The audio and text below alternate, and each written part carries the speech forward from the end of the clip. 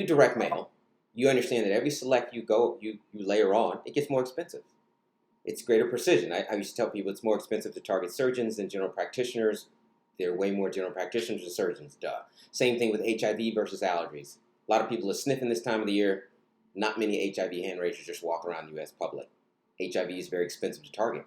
It's the same thing with degree of precision, in particular multicultural. There are less Black and Latinos in this country than the 350 million, so they cost more.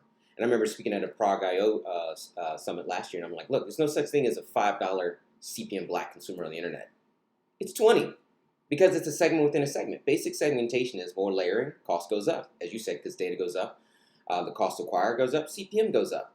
It's a lie that programmatic in some of the constituents of the business have been telling the marketplace that we can find cheap multicultural inventory. No, what you can do is find people on gossip sites, humor sites, Candy Crush.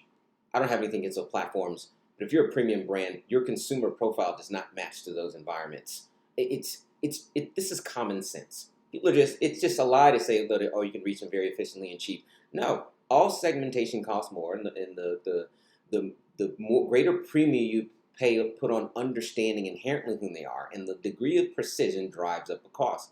But let's be clear, with some of these brands selling, a $2,000 to $50,000 product, what difference does a $5 versus $20 CPM really make?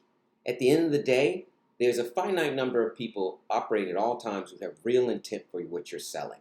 The other people don't care, don't want it, can't afford it.